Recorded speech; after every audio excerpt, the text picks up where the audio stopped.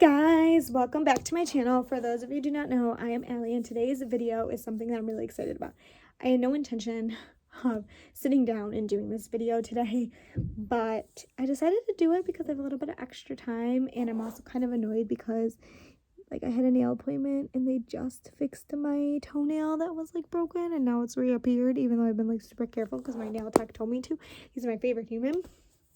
But anyways, I'm going to talk to you guys about The Vow, Season 2, Episode 1. So for those of you who do not know what The Vow is all about the NXIVM sex cult. I found it because of India Oxenberg's mother, Catherine Oxenberg. I found it by accident, actually. And I was watching her Megyn Kelly interview from a long time ago. I want to say that's when I first saw it. And then when I saw Allison Mack was involved, I kind of latched onto it because Allison Mack was one of my favorite childhood actors. Her and Kristen Bell, I binge watched Smallville and I binge watched Veronica Mars, it was going out of style. So when I saw she was involved, I was okay, this is different, just because I kind of felt she fell off the face of the Hollywood world, and kind of so it was weird to see her in that realm of things. But I want to say this before I preface it. I understand that she did terrible things, but I also feel Allison is a victim in a lot of ways, even to her self. Even her actions, I sort of feel she's a victim within it as well. So I get torn when it comes to Allison. So then I started watching. So I watched The Vow, all 9 episodes, because it came out at once, and I binged watched. And to be honest with you, at first I wasn't a big fan of Mark. And it wasn't because of what he did to his wife at the time. It was just because he gave me vibes that he wasn't understanding what his, so my issue with him is he wasn't understanding what his wife was going through and what his wife was trying to tell him. And that was kind of my frustration, because I've been in that situation, not so much with the cult but with other things, trying to explain to somebody everything that I'm feeling, everything that I'm dealing with, and then being shut down so quickly by somebody that's supposed to love you, and kind of just kept at a distance, is really, really frustrating. So that was kind of why I had an issue with Mark. But then throughout it, I fell in love with Mark and Bonnie even more. I honestly didn't even know Bonnie was an actress at all. I didn't even know half these people were in the acting world or the film world when I watched it. But the two that I really fell in love with in this documentary, that I've kind of latched onto and followed from this experience, from watching it, was Sarah Edmondson and Nippy. I connected with Sarah's vulnerability so much in the first season. I've been in a situation, especially with the Lauren stuff, I've been in a situation where I trusted a group of friends with everything, and I told them things, and I shared money. I overly, I don't want to say I took care of them, but I did so much because I felt the need to, and it all ended up getting thrown in my face, and it was really, really hard to deal with, realizing that all of my friends weren't really my friends. They were my friends because of who I was with at the time, and they didn't have my interests at heart, and they didn't have my back, and they truly weren't there. And it was really, really hard to go through. And to see the one person that I considered my best friend out of all of them just completely turn her back on me was something out of a mean girl situation, it felt even as adults. So it was really, really hard for me. So I connected to that part of Sarah's story, just feeling you trust somebody so much and you're willing to do anything, and then just have them completely betray you is just something that I don't think you ever get over that. I don't think. And then of course, I was, to be honest with you, when they first showed Mark talent, Mark was gonna tell Nippy what was going on. I'm trying not to give too much away because I don't know who's watched what about but this common knowledge about the branding on Sarah. I was Nippy, I was sitting there torn. I was if Nippy does not believe her, I can't, because I saw Nippy as somebody who, although he was in the cult and although he was brainwashed, he seemed to have a level of protectiveness when it came to Sarah that I don't see very often, and I don't know if that's like why, like, and I want to clarify that like it's not possessiveness that he had, like it was like clearly like protectiveness. And I think in a lot of ways, part of the reason that I feel like the world liked him a little bit more than Mark is because that's what we want to see. We want to see our significant other, someone we love, like coming to our defense in the way that he did. And I also feel like a lot of it, especially like the first season, was like edited weird. I don't know, like edited very, like it was very like just I know that there was a lot left out, and I feel like Mark didn't really get to like share as much as he wanted to. And I feel like Sarah didn't as well, which I'm sorry, I'm readjusting, which is why I love Sarah's podcast, and I will link it down below. Like her and Nippy's podcast, they've had Mark on. They've had Indy Oxenberg on, which I'm going to touch on that at the end of this, because I feel like she's going to end up being on this documentary. I don't know. But the way the second season is going, I'm surprised at who is on this time. And it kind of leaves me into this episode. So this episode starts with like kind of the recap of like what has transpired and the charges against Keith, against Allison, against like Lauren. It kind of like gives us like all of the feedback. And you know, the investigation and where it was going. And I want to start off with the lawyers, because the lawyers are interviewed in this, and I feel like I need to start there for me. I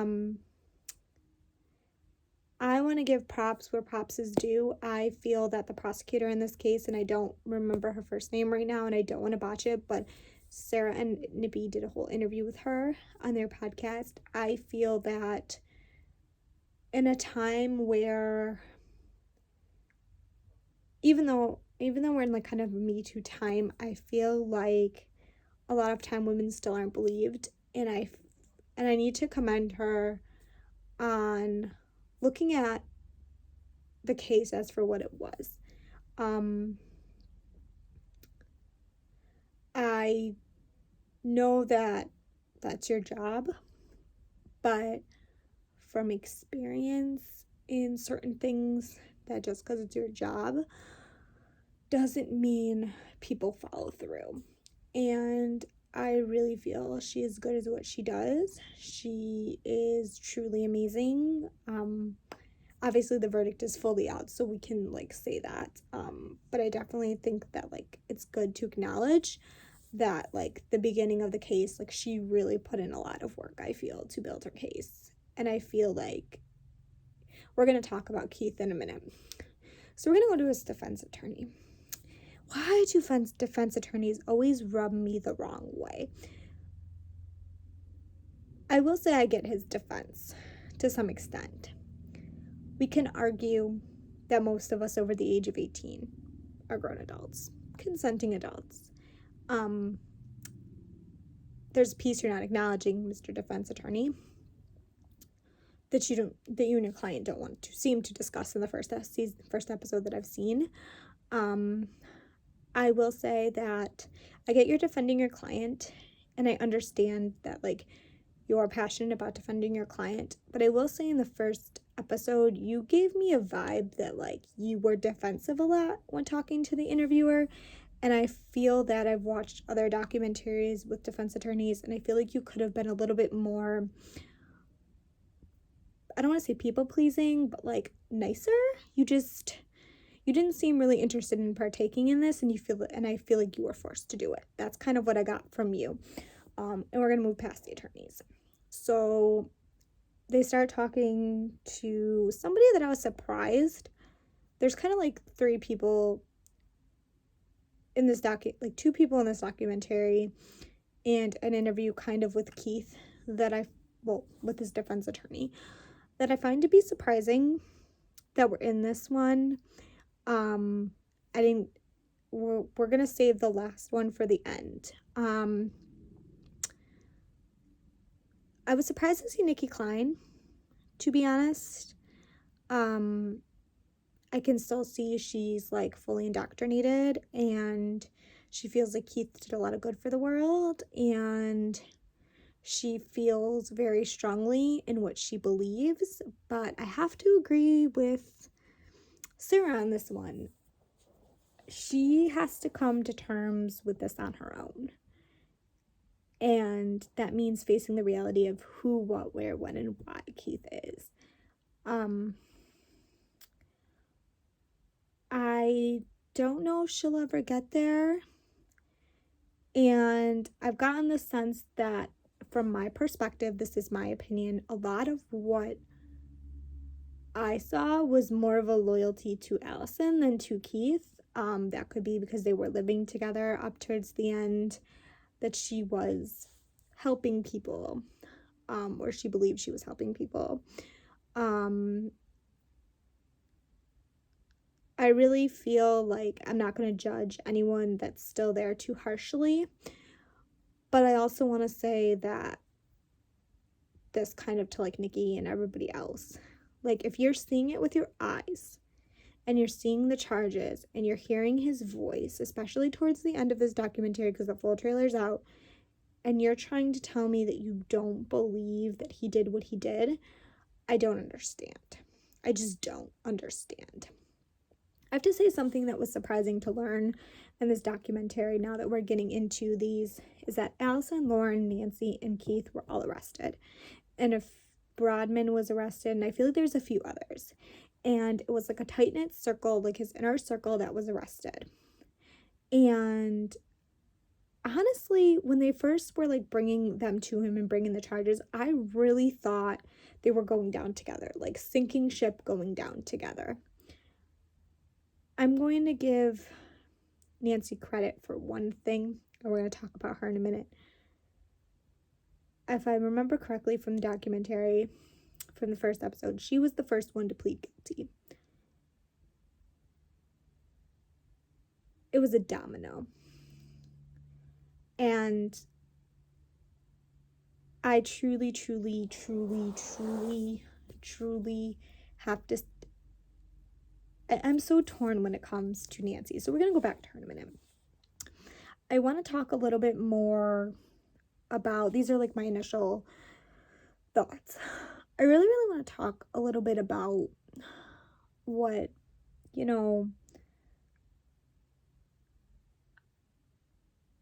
all talked about in this documentary, is that, like, they expected this behavior, they expected certain things from Keith, but like Nancy is still somebody they're trying to wrap their mind around. And to be honest with you, from the first episode, I'm kind of with them on that one. I don't understand how you can... I just don't understand. Like, Keith makes sense to me to a degree. Nancy and Allison, and even Lauren, I'm really confused on. I don't understand kind of how they were so easily able to manipulate, and Lauren really frustrates me, and so does Allison, for kind of the same reason but also different. I feel oddly like... it's gonna be like sad. Oddly connected to Sarah. I've gone through a lot in my spiritual journey, and kind of just like where I am with certain things, and I'm not ready to like fully talk about it. Like, I've talked about it a little bit in a coffee chat, but I haven't talked about it here. Like, I've been through more than I would wish on anybody, and in some regards, in regards to my religion and my faith, and kind of what has all transpired in regards to that. Like I said, I'm not ready to fully talk on that. So I struggle with Lauren because I feel Lauren was manipulated by her mother and by Keith to help manipulate others. And I feel Allison was soul searching after her career was taking a dive, and she needed help, support, and somebody took advantage of that. That's kind of my thoughts on those. This is like all of my initial thoughts. So it was really kind of nice to see them, at least most of the inner circle, plead guilty. I'm going to talk a little bit more about Allison Mack and the guilty plea in a minute. I feel in some ways that was their way of being remorseful for what they had done, but I also feel like it was to save their own skin. And that brings me to Nancy. Mark had said something at the end of the episode, because it was like right before the clip where they interview Nancy, and he said, I wonder if she's really waking up.